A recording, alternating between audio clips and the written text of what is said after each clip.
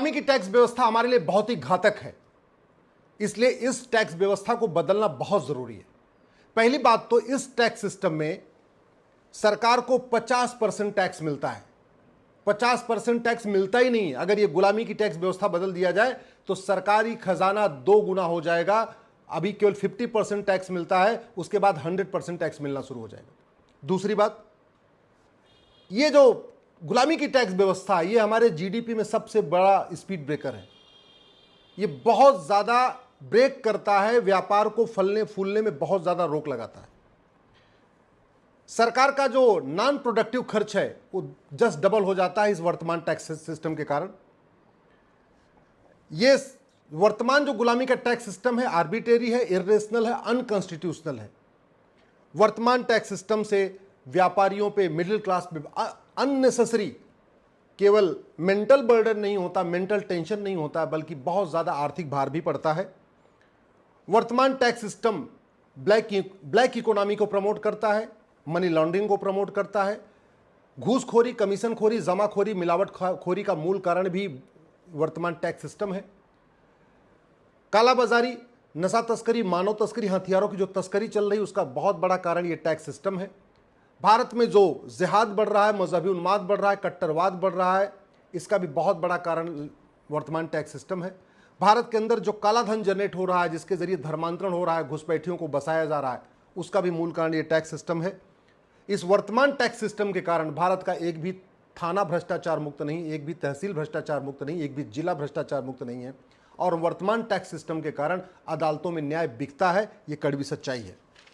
सबसे पहले मैं बताता हूं कि वर्तमान टैक्स सिस्टम से 50% ही टैक्स क्यों मिलता है। आज की डेट में 3 लाख रुपए साल में कमाने वाला टैक्स पेयर कहलाता है। यानी अगर वो 822 रुपए पर डे कमा रहा है, यानी महीने में 25,000 रुपए कमा रहा है, तो भी उसको टैक्स देना पड़ेगा। लेकिन वहीं दूसरी तरफ 1,500 से 2,000 रुपए पर डे कमाने वाला, माला फूल बेचने वाला, वो टैक्स नहीं देता। पंचर बनाने वाला भी 1,500-2,000 रुपए कमा लेते हैं, वो टैक्स नहीं देते। चाय समोसा जलेबी की जो दुकान चलाते हैं वो भी 1,500-2,000 रुपए कमा लेते हैं, वो भी टैक्स नहीं देते। गैराज का मैकेनिक पर डे 1,500-2,000 रुपए कमा लेता है, वो टैक्स नहीं देता। वहीं दूसरी तरफ नौकरी करने वाला ड्राइवर, नौकरी करने वाला सिक्योरिटी गार्ड, नौकरी करने वाला अकाउंटेंट, नौकरी करने वाला 4th क्लास एम्प्लॉय भी जो 25,000 रुपए कमाता है उसको टैक्स देना पड़ता है। प्लम्बर भी पर डे 1,500-2,000 रुपए कमा लेते हैं, वो टैक्स नहीं देते। वहीं तरफ सिक्योरिटी गार्ड जो 822 रुपए पर डे कमाता है, यानी महीने के 25,000 रुपए कमाता है, वो टैक्स देता है। फिटर 1,500-2,000 रुपए पर डे कमा लेते हैं, मोटर मैकेनिक पर डे 1,500-2,000 कमा लेते हैं, मुर्गी बेचने वाले, मछली बेचने वाले भी पर डे 1,500-2,000 रुपए कमा लेते हैं, वो टैक्स नहीं देते। भेड़ बकरी का व्यापार करने वाले भी पर डे 1,500-2,000 रुपए कमा लेते हैं, वो भी टैक्स नहीं देते। फल मंडी में फल बेचने वाले, ठेला लगाने वाले भी पर डे 1,500-2,000 रुपए कमा लेते हैं, वो टैक्स नहीं देते। ओला उबर चलाने वाला भी 1,500-2,000 रुपए कमा लेते हैं, टैक्स नहीं देते। ठेले पे कढ़ी चावल बेचने वाले, छोला भटूरा बेचने वाले पर डे 1,500-2,000 रुपए कमा लेते हैं, वो भी टैक्स नहीं देते। इसी तरीके से मजार के मौलवी, दरगाह के मौलवी, आपके पादरी, ये भी पर डे 1,500-2,000 रुपए कमा लेते हैं, वो भी टैक्स नहीं देते। रेलवे स्टेशन का वेंडर भी 1,500-2,000 रुपए पर डे कमा लेता है। रेलवे स्टेशन का कुली भी पर डे 1,500-2,000 रुपए कमा लेता है, वो टैक्स नहीं देता। गाय भैंस काटने वाला कसाई पर डे 1,500-2,000 रुपए कमा लेता है, वो भी टैक्स नहीं देता। इसी तरीके से नशा तस्करी करने वाले, मानव तस्करी करने वाले, शराब तस्करी करने वाले, कबाड़ बीनने वाले, माओवादी, नक्सली, जिहादी, पत्थरबाज भी 1,500-2,000 रुपए कमा लेते हैं, टैक्स नहीं देते। तो सच्चाई तो ये है कि भारत में ऐसे करोड़ों लोग हैं पर डे 1,500-2,000 रुपए कमाते हैं, लेकिन टैक्स नहीं देते। और टैक्स नहीं देते, उनका रिकॉर्ड पे नहीं आता। रिकॉर्ड पे नहीं आते, उल्टा वो गरीबी का सर्टिफिकेट बना के गरीब और बने रहते हैं और सारी सरकारी योजनाओं का लाभ लेते हैं। और 3 लाख रुपए साल का कमाने वाला, यानी 25,000 रुपए महीने कमाने वाला, यानी 822 रुपए पर डे कमाने वाला बेचारा जो चपरासी है, जो होमगार्ड है, सिक्योरिटी गार्ड है, ड्राइवर है, जो भी नौकरी कर रहा है, वो टैक्स देता है। वहीं तरफ 2-2 हज़ार रुपए, 3-3 हज़ार रुपए, 4-4 हज़ार रुपए पर डे कमाने वाले टैक्स नहीं देते। इसलिए मैं कह रहा हूं ये वर्तमान टैक्स सिस्टम महाघटिया है। सरकार इस टैक्स सिस्टम के जरिए सरकार कभी 100% टैक्स ले ही नहीं सकती है। अल्टीमेटली जो ऑर्गेनाइज तरीके से काम करेगा वही टैक्स देगा, और जो अनऑर्गेनाइज तरीके से काम करेगा वो टैक्स नहीं देगा। अब इस टैक्स सिस्टम का नतीजा है कि ज्यादातर लोग अनऑर्गेनाइज काम करते हैं। टूर ट्रेवल का काम ऑर्गेनाइज तरीके से नहीं करना चाहते, वो रजिस्ट्रेशन नहीं कराना चाहते, रजिस्ट्रेशन नहीं कराने चाहते तो ना जीएसटी देते हैं ना इनकम टैक्स देते हैं और अच्छा खासा कमाते रहते हैं। एक टूर ट्रेवल की आप कंपनी खोलिए तो आपको जीएसटी भी देना पड़ेगा 5% और बाद में जो कमाई आएगी इनकम टैक्स भी देना पड़ेगा। आप कंपनी नहीं खोलते, आप घर में 10 गाड़ी रख लीजिए, जितने भाई हैं सब एक एक गाड़ी चलाइए, माता पिता के नाम पे गाड़ी खरीद लीजिए, बेटे के नाम पे गाड़ी खरीद लीजिए, पत्नी के नाम पे गाड़ी खरीद लीजिए, सबके नाम एक एक गाड़ी खरीद लीजिए, आराम से चलाते रहिए। और सबसे बड़ा होगा क्या, जब आप ऑर्गेनाइज्ड वे में टूर ट्रेवल का काम करेंगे तो आपको जीएसटी देना, इनकम टैक्स देना है, तो आप रेट कम नहीं कर पाएंगे। वहीं जो अनऑर्गेनाइज तरीके से चलाता है वो आपसे 1 रुपये पर किलोमीटर सस्ता भी चलाएगा तब भी उसको फायदा है। इसलिए मैं कह रहा हूं, दूसरी बात, नॉन प्रोडक्टिव खर्चा बढ़ता है। आखिर income tax department non productive department है, GST department non productive department है। ये जो इनकम टैक्स डिपार्टमेंट है, जीएसटी है, वैट है, टीडीएस है, रोड टैक्स है, टोल टैक्स, ये करते क्या है? ये क्या मैन्युफैक्चरिंग कुछ करते हैं, कुछ हमारा प्रोडक्टिव काम करते हैं क्या? जीडीपी बढ़ाते हैं? नहीं, कुछ नहीं करते, केवल मुंशी वाला काम करते हैं, वसूली काम करते हैं। मैं ऐसा टैक्स सिस्टम बता रहा हूं जिसमें इसकी जरूरत ही नहीं है। सरकार को ऑटोमेटिक पैसा आएगा, ये मुंशीगिरी वाले काम की जरूरत ही नहीं है। ना इनकम टैक्स डिपार्टमेंट की जरूरत है, ना जीएसटी की जरूरत है, ना वैट, ना टीडीएस, ना टोल टैक्स, ना रोड टैक्स। इसका मतलब ये हुआ घर बैठे बैठे सरकार को ज्यादा पैसा भी मिलेगा और ये जो डिपार्टमेंट चल रहे हैं नॉन प्रोडक्टिव, इनकी कोई जरूरत भी नहीं रहेगी। ये वर्तमान टैक्स सिस्टम आर्बिट्रेरी है, इर्रेशनल है, अनकॉन्स्टिट्यूशनल है। क्यों? क्योंकि फाइनेंस मिनिस्ट्री कहती है 3 लाख रुपए वाला 3 लाख रुपए साल में कमाने वाला अमीर है, उसको टैक्स देना पड़ेगा। और सोशल जस्टिस मिनिस्ट्री कहती है 8 लाख रुपए साल में कमाने वाला गरीब है, उसको रिजर्वेशन मिलेगा। भाई अगर 8 लाख कमाने वाला गरीब है उसको रिजर्वेशन मिलेगा तो 3 लाख रुपए वाले से आप टैक्स क्यों लेते हो? पहले तो डिफिनीशन एक कर लो कि जो आदमी अमीर है उसको रिजर्वेशन मिलेगा, जो आदमी गरीब है, जो आदमी अमीर है उसको रिजर्वेशन नहीं मिलेगा और जो गरीब है उसको मिलेगा। तो अगर 8 लाख रुपए पाने वाला गरीब है, रिजर्वेशन मिलेगा, तो 8 लाख रुपए पाने वाले पे टैक्स भी नहीं लगना चाहिए। और 3 लाख रुपए पाने वाला अगर अमीर है उससे टैक्स लिया जा रहा है तो 3 लाख रुपए पाने वाले को रिजर्वेशन भी नहीं मिलना चाहिए। ऐसे नहीं होना चाहिए कि वित्त मंत्रालय 3 लाख रुपए पाने वाले, साल में 3 लाख रुपए कमाने वाले को तो अमीर मान ले और सोशल जस्टिस मिनिस्ट्री और बाकी के डिपार्टमेंट 8 लाख रुपए पाने वाले को भी गरीब माने, उसको रिजर्वेशन दे। इसलिए मैं कह रहा हूं ये आर्बिट्रेरी है, इर्रेशनल है, अनकॉन्स्टिट्यूशनल है। एक सबसे बड़ी बात, नॉर्थ ईस्ट के ट्राइबल के ऊपर इनकम टैक्स ही नहीं लगता। आपके मिजोरम, नागालैंड, मणिपुर, मेघालय, त्रिपुरा, वहां पे जो ट्राइबल्स हैं, कहने को ट्राइबल हैं, पहली बात तो ट्राइबल रह नहीं गए, ऑलरेडी कन्वर्ट हो चुके हैं, क्रिश्चियन बन चुके हैं। तो कन्वर्ट होने के बाद किसी को ट्राइबल का मिलना भी नहीं चाहिए। जब कोई आदमी कन्वर्ट हो गया तो कन्वर्ट होने के बाद उसको ट्राइबल का सर्टिफिकेट नहीं मिलना चाहिए, लेकिन सरकार उसको ट्राइबल बना के बैठी हुई है। तो मेरा ये कहना है जब कन्वर्ट हो चुके हैं तो इसके बावजूद उनको रिजर्वेशन क्यों दिया जा रहा है, उनको इनकम टैक्स में छूट दी जा रही है। आप जानते हैं नॉर्थ ईस्ट के राज्यों में जो अब तथाकथित ट्राइबल, तथाकथित इसलिए कह रहा हूं कि ट्राइबल उनको नहीं कहना चाहिए, ऑलरेडी कन्वर्ट हो चुके हैं, क्रिश्चियन बन चुके हैं, वो पेट्रोल पंप के मालिक हैं, इंजीनियरिंग कॉलेज के मालिक हैं, मेडिकल कॉलेज के मालिक हैं, उनकी फैक्ट्रियां चल रही हैं, उनके बड़े बड़े बिजनेस चल रहे हैं, गैस की एजेंसी है, गैस की गोदाम है, अरबपति हैं, करोड़पति हैं, इसके बावजूद उनको इनकम टैक्स नहीं लिया जाता।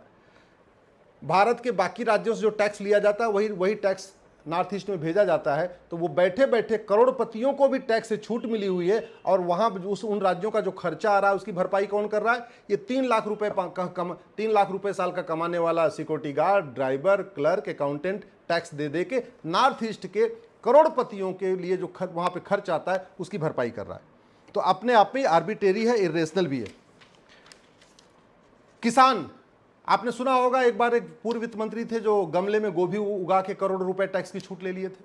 ऐसे ही इटावा के बड़े प्रोफेसर साहब हैं, वो करोड़पति हैं लेकिन हर साल ये दिखा देते हैं कि उन्होंने 2-4 करोड़ रुपए का आलू बेच दिया है, तो वो आलू का कारोबार दिखा के सारा टैक्स में। तो हो क्या रहा है, नकली किसान करोड़पति हैं लेकिन नकली किसान बन के टैक्स देते नहीं, फायदा उठा लेते।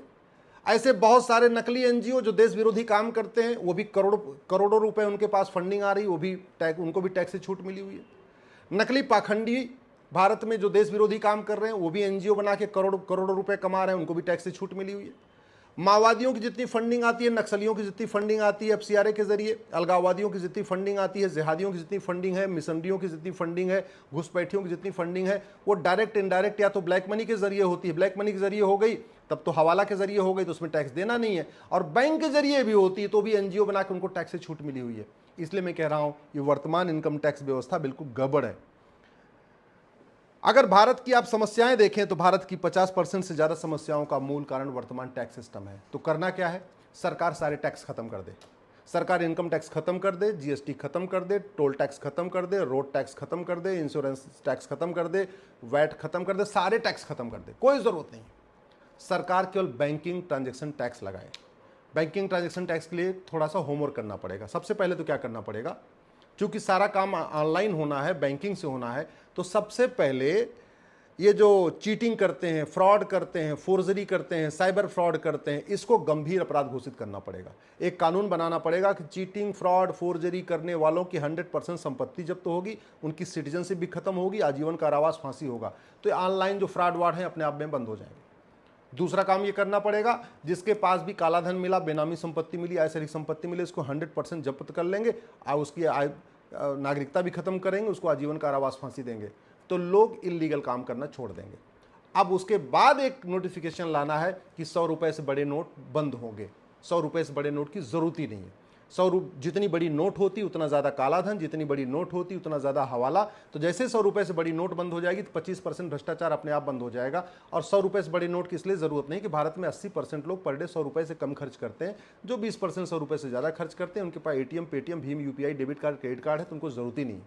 याद रखिए फायदा क्या है, सारे टैक्स खत्म हो चुके हैं। मैं उसका समाधान बता रहा हूं। अब क्या करना है, आप केवल 2000 रुपए, जिस सामान की एमआरपी 2000 रुपए तक है उसको तो आप कैश में खरीदने की छूट दे दीजिए। ठीक है, यानी परचून से जो सामान खरीदना है, जो डे टू डे सब्जी लेना है, बाकी कपड़े खरीदने हैं, जिस सामान की कीमत 2000 से कम है वहां आप उतना आप कैश लेन देन अलाउ कर दीजिए। लेकिन जिस सामान की एमआरपी 2000 से ज़्यादा है, अगर किसी के घर का बिजली बिल 2000 से ज़्यादा आ रहा है, पानी का बिल 2000 से ज़्यादा आ रहा है, ट्रेन का टिकट 2000 से महंगा है, जो भी काम 2000 से महंगा हो रहा है, उसके लिए आप ऑनलाइन ट्रांजैक्शन अनिवार्य कर दीजिए कि अब वो कैश में नहीं होगा। और हो इसलिए सकता है क्योंकि भारत में 225 करोड़ बैंक खाते खुल चुके हैं, 130 करोड़ आधार खुल चुके हैं, गरीब से गरीब आदमी का भी बैंक खाता खुल चुका है। भारत में जो प्राइमरी स्कूल में, सरकारी स्कूलों में गरीब बच्चे पढ़ते हैं उनका भी अकाउंट खुल चुका है, उनका वजीफा उनके खाते में ही आता है, उनका आधार बना हुआ है। इवन जो मिड डे मील का पैसा भी बहुत सारे राज्यों में बच्चों के खाते में आता है। बहुत सारे राज्यों में जो बच्चों को यूनिफॉर्म मिलता है, जूता मोजा मिलता है, उसका भी पैसा सीधे सीधे बच्चों के बैंक खाते में आता है। तो गरीब से गरीब माँ बाप भी बैंक से जुड़ चुका है, गरीब से गरीब बच्चा भी बैंक से जुड़ चुका है। कोई ये नहीं कह सकता जी हमको बैंकिंग नहीं करना आता, हमको ऑनलाइन ट्रांजेक्शन करना नहीं आता, हमारे पास एटीएम नहीं है, ये तो चलेगा नहीं। भारत में 12 करोड़ लोगों को जो है ये जो किसान सम्मान निधि मिलती है वो गरीबों को मिलती है, और गरीब आदमी भी जाके बाकायदा बैंक जाता है, वहाँ से पैसा निकाल के लाता है, उसके पास भी रुपए कार्ड है। केवल इतना कर दिया जाए कि जितनी बार आप ट्रांजैक्शन करोगे आपको 1% एक्स्ट्रा देना पड़ेगा। कहने का मतलब अगर आप 100 रुपये का सामान खरीदोगे, पहली बात तो 100 रुपये में आप कैश में खरीद सकते हैं, ऑनलाइन करने की ज़रूरत ही नहीं है। लेकिन अगर आप करना भी चाहते हो तो आपको 101 रुपये देना पड़ेगा। आप 1000 सामान खरीदोगे तो आपको 1010 रुपये देना पड़ेगा। आप 1 लाख का सामान खरीदोगे तो आपको 1,01,000 देना पड़ेगा। लेकिन फ़ायदा क्या है, सारे टैक्स खत्म हो गए। तो बिजनेसमैन, व्यापारियों को न अपने ऑफिस में अकाउंटेंट रखना पड़ेगा, न उनको सीए रखना पड़ेगा, न उनको अकाउंट डिपार्टमेंट रखना पड़ेगा, कोई ज़रूरत ही नहीं। मिडिल क्लास के लिए फ़ायदा क्या है, जो हर साल उनको टेंशन हो जाती है, एडवांस टैक्स भरो, फिर फाइनल टैक्स भरो, जो बार बार उनको टेंशन होती है वो टैक्स खत्म हो जाएगी। व्यापारियों के लिए सबसे बड़ा फायदा कि ना इनकम टैक्स का इंस्पेक्टर आपके ऑफिस में आएगा, ना आपका जीएसटी इंस्पेक्टर आएगा, ना वैट का इंस्पेक्टर आएगा, कोई आएगा नहीं आपके ऑफिस में। तो व्यापारी भी टेंशन फ्री है, 100% अपना फोकस कहाँ रखेंगे, बिजनेस व्यापार पे लगाएंगे। उनको इस चिंता ही नहीं रहेगी कि हमको जो है बार बार ऑडिट करानी है और बार बार इंस्पेक्टर से कोई जाँच करानी है। तो कहने का मतलब कि वर्तमान जो टैक्स व्यवस्था है इसको एबॉलिश करके एक नया बैंकिंग ट्रांजैक्शन टैक्स लागू किया जा सकता है, बहुत ही फ़ायदेमंद होगा। सबसे बड़ी बात तो ये होगी कि हमारा बिजनेस व्यापार बढ़ जाएगा, और उससे भी जो बड़ा फ़ायदा होगा, अल्टीमेटली जितने देश विरोधी काम होते हैं उनकी हवाला के ज़रिए फंडिंग होती है, उनकी काले धन से फंडिंग होती है। ये जो मैं बैंकिंग ट्रांजैक्शन टैक्स बता रहा हूँ इससे ब्लैक मनी कंप्लीट खत्म हो जाएगी, हवाला की फंडिंग रुक जाएगी। जब 100 रुपये से बड़ी नोट बंद हो जाएगी तो हवाला अपने आप बंद हो जाएगा। और जब काला धन वाला बंद हो जाएगा, घूसखोरी, कमीशनखोरी, जमाखोरी बंद हो जाएगी, तो नतीजा ये होगा कि आपका घुसपैठ भी बंद हो जाएगी, धर्मांतरण भी बंद हो जाएगा, लैंड जिहाद भी बंद हो जाएगा, लब जिहाद के लिए जो फंडिंग आती है कैश हवाला के जरिए वो भी रुक जाएगी। सबसे बड़ी बात यह कि कट्टरवाद, जिहाद, मजहबी उन्माद भी रुकेगा, माओवाद, नक्सलवाद भी रुकेगा, जितनी देश विरोधी गतिविधियां ये भी रुकेंगी, भारत का व्यापार बढ़ेगा, लोगों के ऊपर टेंशन खत्म होगा, सरकार का खजाना जस्ट डबल हो जाएगा। मैंने पहले ही बता दिया, सरकार अभी 50% लोगों से टैक्स ले पाती है, बाकी जो ज़्यादा कमाते हैं उनसे तो टैक्स ले ही नहीं पाती है। और पूरा का पूरा जो सेक्टर है वो सब ऑर्गेनाइज हो जाएगा। अनऑर्गेनाइज सेक्टर में जितने काम हो रहे हैं सब बंद हो जाएंगे। हर व्यक्ति जो जितना खर्च करेगा उतना टैक्स देगा, जो ज़्यादा सेविंग करेगा वो टैक्स नहीं देगा, जो ज़्यादा खर्च करेगा वो टैक्स देगा, जो ज़्यादा सेविंग करेगा बैंक में पैसा रखेगा तो भी सरकार का फायदा, और जो ज़्यादा सामान खरीदेगा, बार बार ऑनलाइन ट्रांजेक्शन करता रहेगा तो भी टैक्स देगा, तो भी सरकार को फायदा। तो सरकार की बल्ले बल्ले हो जाएगी, बीच में इंस्पेक्टर राज खत्म हो जाएगा, व्यापारियों का शोषण बंद हो जाएगा। इसलिए मैं आपसे आग्रह करता हूं, इस वीडियो को अधिक से अधिक शेयर करिएगा, अपने फेसबुक, ट्विटर, इंस्टाग्राम पे डालिएगा। इस कोशिश करिए ये वीडियो कम से कम 1 मिलियन लोग ज़रूर देखें आपके माध्यम से। आप इस तरीके से इसको प्रसारित करिए, ये बहुत बड़ी क्रांति ला देगा, भारत को विश्व गुरु बनाने में बहुत बड़ी भूमिका निभाएगा। और हमने ये अगर ये 1 नेशन 1 टैक्स लागू कर दिया, बैंकिंग ट्रांजेक्शन टैक्स लागू कर दिया, तो मैं गारंटी के साथ कहता हूँ भारत में राम राज्य आ जाएगा।